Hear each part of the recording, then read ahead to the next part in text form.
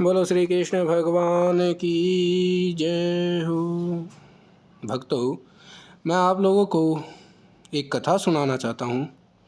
ध्यान से सुनिए। भगवान के भक्त थे राका और वाका, उनके बारे में ये कथा है। बोलो श्री कृष्ण भगवान की जय हो।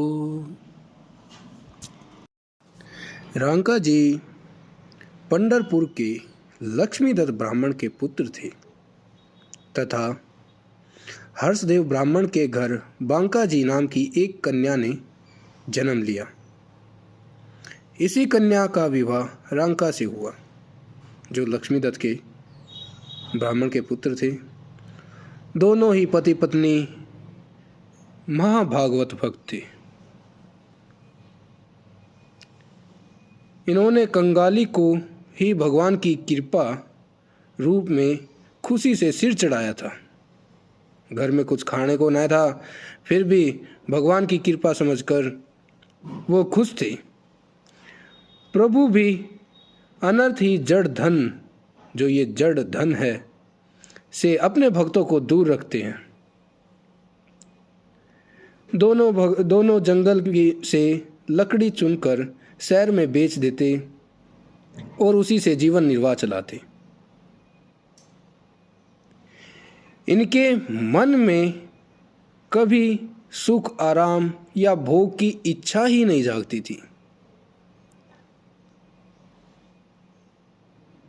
एक बार क्या होता है कि नामदेव ने भगवान से रांका की सिफारिश की कि आपका भक्त, नामदेव जी कहते हैं भगवान से, आपका भक्त दरिद्रता का बहुत कष्ट क्यों भोगे, जो ये गरीबी का बहुत कष्ट क्यों भोगे आपका भक्त। भगवान ने कहा, नामदेव, रांका तो मेरा दिल है, परंतु यह तो कुछ चाहता ही नहीं। यदि ये चाहे तो क्या उसको धन का अभाव रह सकता है? यह तो देने पर भी कुछ नहीं लेगा। कल प्रातःकाल वन में जाकर रास्ते में छिपकर देखना। भगवान ने कहा कि कल प्रातःकाल वन में रास्ते में छिपकर देखना।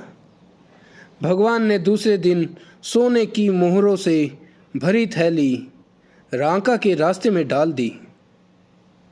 रांका तो कीर्तन गाता चल रहा था, बांका पीछे पीछे थी।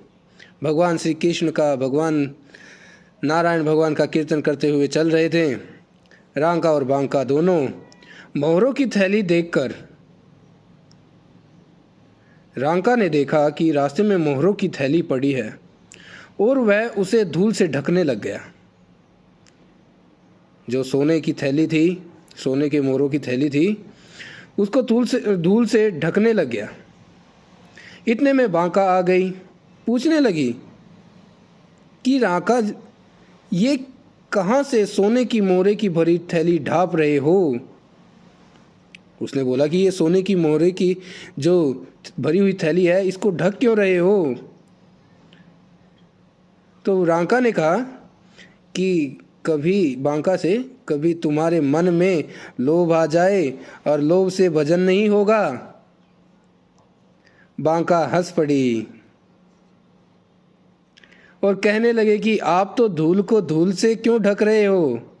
उसने अब सोने की थैली नहीं बोला, उसने बोला सोने की थैली को धूल में परिवर्तित कर दिया कि आप धूल को धूल से ही क्यों ढक रहे हो। तो रांका ने पत्नी की बात सुनकर कहा, धन्य है हम कि अपने वैराग्य पत्नी का वैराग्य बांका कहा कि इतनी वैराग्य पत्नी मुझे मिली है, मैं धन्य हूँ, जो भगवान के संकीर्तन में लगी रहती है। तो नामदेव जी जो छुप कर देख रहे थे, ऐसा वैराग्य देखकर प्रभु से कहा, आपकी कृपा जिस पर होती है उसे त्रिलोक का राज भी नहीं सुहाता।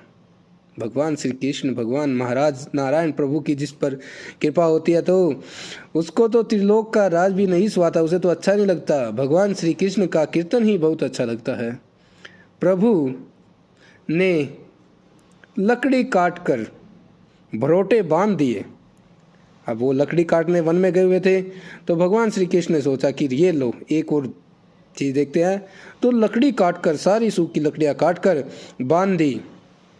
रांका ने वे भी नहीं उठाए कि क्या पता किसने रख रखे हैं, तो किसी के भरोटे नहीं उठाने चाहिए, और उसने वो भरोटे भी नहीं उठाए। खुद लकड़ी देखी, कोई सूखी लकड़ी नहीं मिली और वो खाली हाथ वापस आ गए।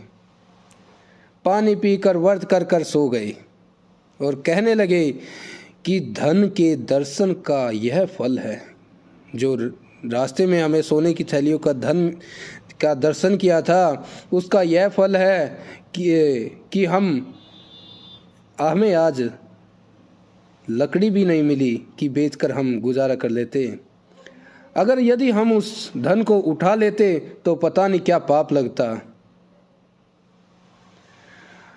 ये सोचते हुए वो सो गए। तो निष्ठा, ऐसी निष्ठा देखकर भगवान उनके सामने प्रकट हो गए और उन्हें आशीर्वाद दिया।